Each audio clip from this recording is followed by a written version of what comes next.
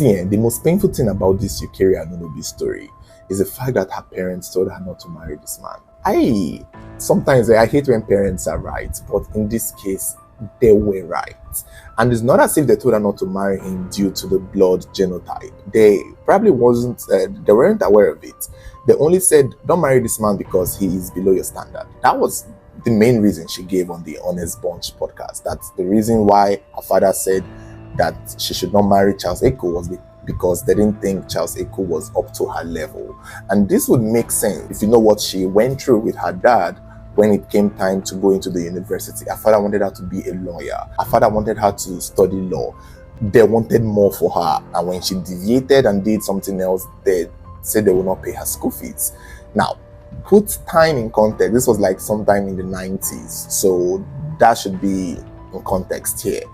In the 90s, law, medicine, those courses were what families would advise their children to do. Acting, cinema, movies were not, mainstream yet for the most part. And people still look down on actors and actresses as sluts and, people wasting their time.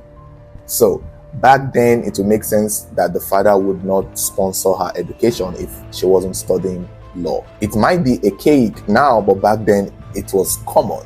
And that, for what is worth, paints the picture that her father wanted more for her. So when she brought the husband, Charles Eko, to present as a man who she wants to marry, they were not impressed.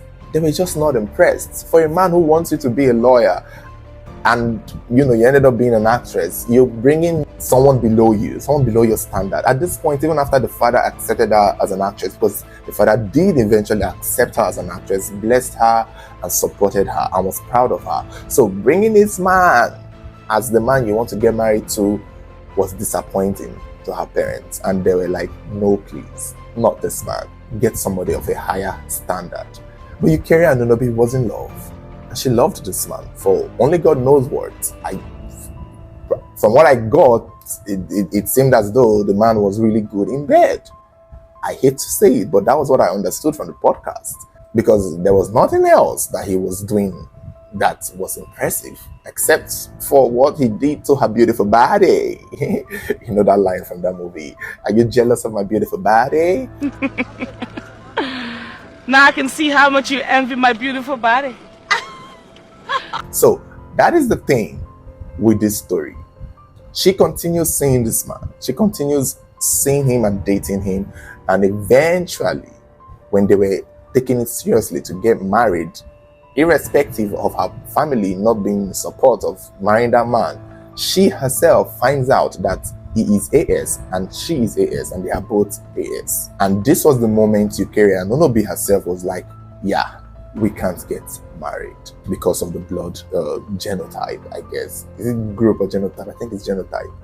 So she sees it now and she calls it that the marriage won't work. But this man, Mr. Charles Eko, Mr. Eko continues to put pressure on her, continues to chase her. He goes far and beyond to convince her that they can still get married, that there is a way they can do it, that their children will not be SS, that there's a way they will do it, that he knows how it's going to be done, that he's going to do this, they're going to do that he shouldn't leave her, that where is he going to start from, that he's in love with her, he's obsessed with her, she's the one for him, that she's the ribs of his ribs. There's nothing this man did not say. And for some interesting reason, Yukari Anunobi was convinced.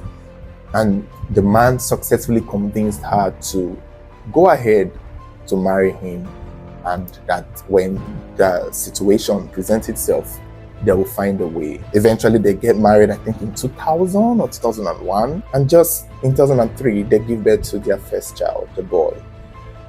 Whew, as God may have it, the boy turned out to be SS. And this is where the challenges started. Somewhere into this marriage, Charles Echo starts to show his true colors.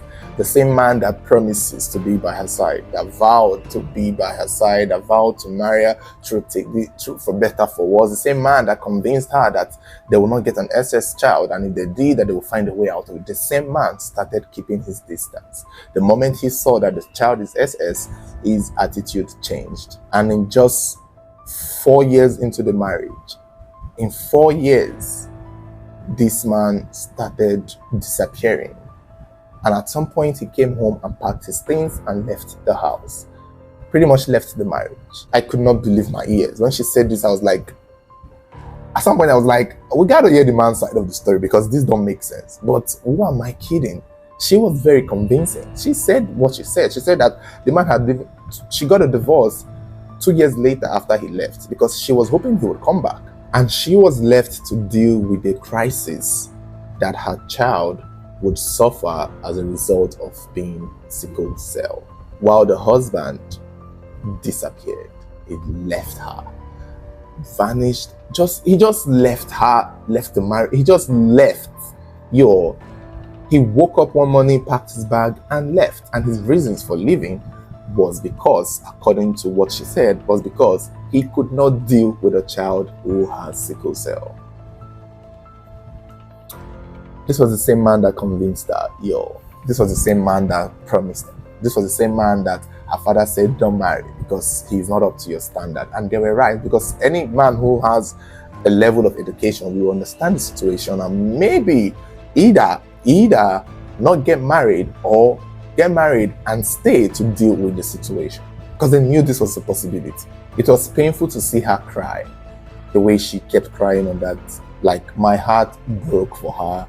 I was pained, and at the point I was like, who is this man? Like, we need to find his social media. I don't want to call for bullying or attack on his page. I would do no such thing, but let's find his social media because I got words for him.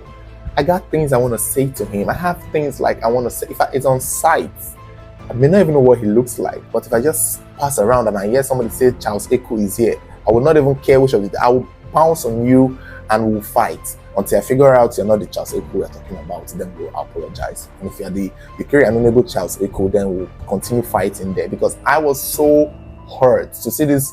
And one thing about this woman is she's a very honest woman, very articulate. The entire interview on the Honest Bunch is interesting to watch. She owned it. Blessing CEO was even on that interview and you barely notice her. That is what happens when there's a star power in the room. You would not notice Blessing CEO was even in that. People were surprised that Blessing CEO. Yeah. What is she going to do when Yukiri Anunebo is there? You better watch yourself. But she did well. Blessing CEO did well. She asked really important questions. She's good in these interviews and I hope they bring her back. Yukiri Anunebo herself is a very powerful woman. And one thing, I've seen her in person one time. I think I have a picture. I hope I still do. Very beautiful woman. And she smells so good. Like before she enters into a place, it's her perfume you'll be perceiving. Like you'll just be like, whose perfume is that? And she just walks in, lights up the entire room. She's such a star. You know what? She will say she's a mega star. She is a mega star. So it's just unfortunate what really happened to her. Like, I hate the fact that her parents were right in the end. It's one of those things where you're like, shit, I should never have married this man. Because it led to her dealing with so much pain. Another part of the story that also was quite hurtful was how her child died.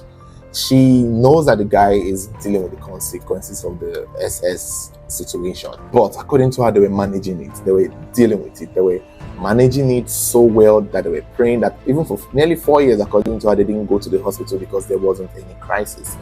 And so one day she decides to just go to the hospital. It's not as if anything was wrong with him, according to her. She was like, you know what, let's just go to the hospital. It seems like, let's just do the checkup. Maybe she was hoping that there would be some kind of healing miracle because no crisis up until that point. But going to the hospital was where things changed, because when the doctors said, they were like, wow, really? But when has he had a blood transfusion?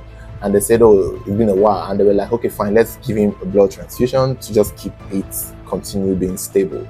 And then they go to the hospital and the doctor tells a student doctor about the blood transfusion, and that student doctor heard something different. Instead of go and add blood to this boy's body, the student doctor went to remove blood.